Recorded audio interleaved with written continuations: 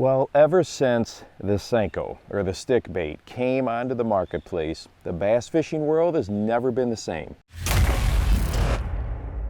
Well, it didn't take long after Gary Yamamoto created this lure that it changed things big time. As a matter of fact, I did a video just recently on 3 of the most influential lure inventions that hit the marketplace, and I thought the stick bait was definitely one of them.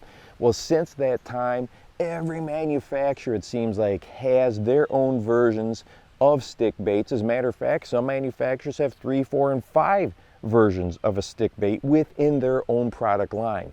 So I wanted to talk about today some of the subtle differences, but the big thing I'm focusing on for this video is the length, the 4-inch, 5-inch, and 6-inch stick baits. So the 5-inch stick bait is by far and away the gold standard. It's what most people use.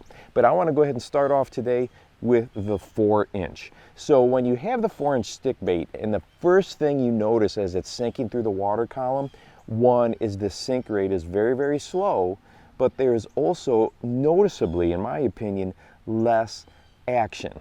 Okay, so you may be thinking, well, why would I want to use this 4-inch bait then if there's less action? Well, there's a couple reasons for it.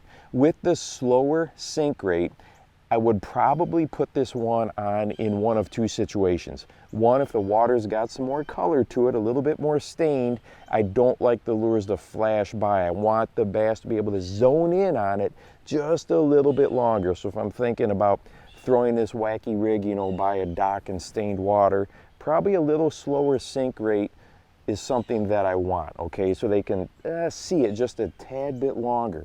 And the other place that I'm gonna use a 4-inch stick bait is when I'm doing a wacky drop shot. I like that little bit smaller size.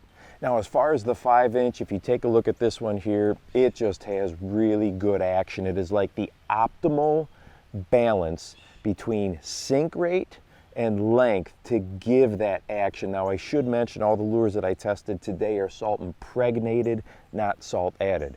Added is salt only on the surface. Impregnated, you can kind of stretch it apart and see the salt in there, makes the lures more dense, and then they have a different sink rate than if they were, let's say, salt added. But the 5-inch is definitely the gold standard. Like I said, it's one most people use, and for good reason. The action is really, really good, and it has a nice sink rate to it. Now let's take a look at the 6-inch stick bait. This thing is huge. It just, when you pull it out of the package, it just is heavier, it's bigger, it just dominates over the other 2 sizes.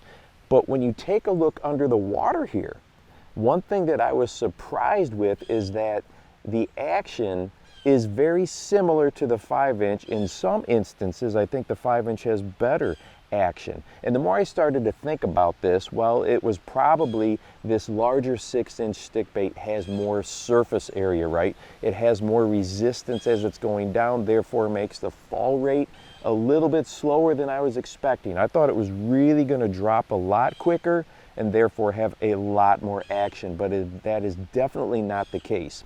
So when is a situation where I might want the 6-inch stick bait?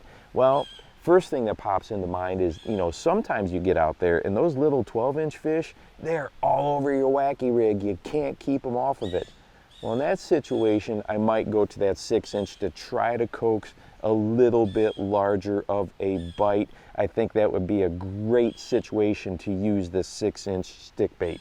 And the other place I would probably go for it is if you have a lot of vegetation covering the bottom of the waters that you fish, especially chara, sand grass. It is so easy for lures to drop into that stuff and not be seen. If a bass doesn't follow it on the way down, they aren't going to see it. So it's covered up and it's buried. Well, the 6-inch has just a lot more surface area to catch on that chara and be visible easier than, let's say, the 5-inch and definitely the 4-inch. And speaking of popular lures, another one that was in that video of influential lure inventions was the bladed jig. And if you want to watch a video here on what I think is the best presentation for it, go ahead and check this one out. And make sure that you go out and encourage someone today. You never know how you might just change their life. For the Bass Fishing Life, I'm your host, Steve Rogers.